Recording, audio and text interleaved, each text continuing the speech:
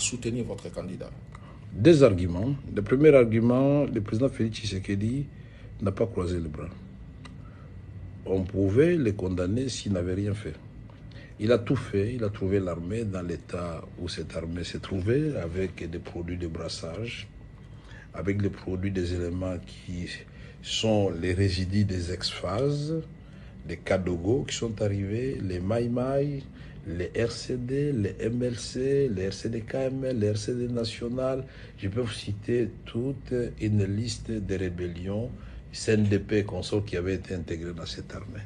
Pensez-vous vraiment qu'en 5 ans, une armée comme ça, qui n'a pas terminé sa restructuration au niveau de sécurité, c'est au moment où il faut venir nous provoquer, nous amener dans la guerre?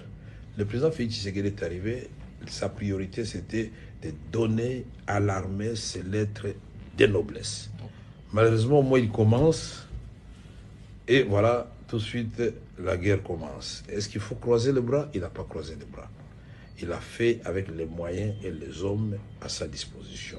Mais au même moment, il ne croise pas les bras, ne vous en faites pas. Faut-il dialoguer avec la réforme de l'armée continue, puisque c'est la première mission régalienne d'un pays. Tous les pays du monde, on voit comment l'Ukraine, ils sont prêts à mourir pour le territoire. Donc, il faut comprendre que le président Félix Tshisekedi incarne cet espoir d'un Congo qui mettra fin à la guerre. De quelle manière? Nous le verrons. Faut-il dialoguer avec les M23 qui sont aujourd'hui une menace directe? Non, on ne peut pas dialoguer avec les M23. C'est comme si vous me demandez, moi, de dialoguer avec mon fils Didier. Non.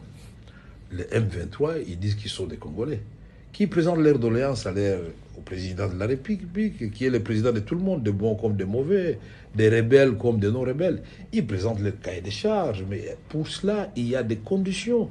Ils doivent déposer les armes, ils doivent quitter les positions qu'ils occupent.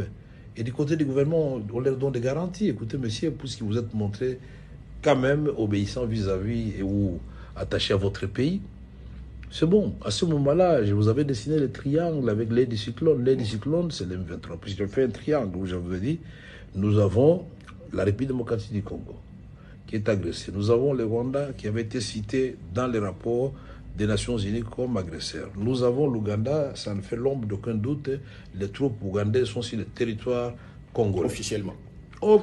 Officieusement, leur place, ce n'est pas sur le territoire congolais.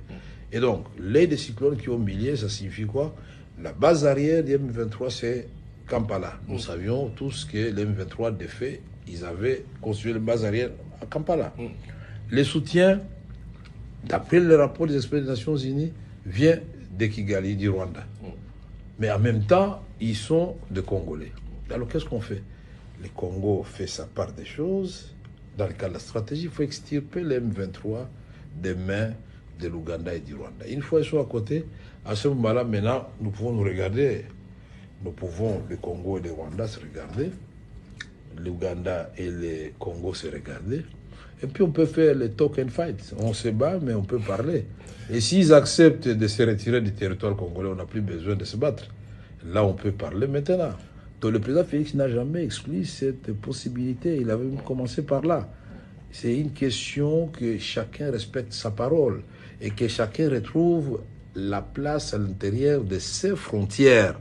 C'est tout ce que le président Félix demande. Il ne demande pas beaucoup de choses. Les derniers thèmes de cet entretien, Vital Kamerhe.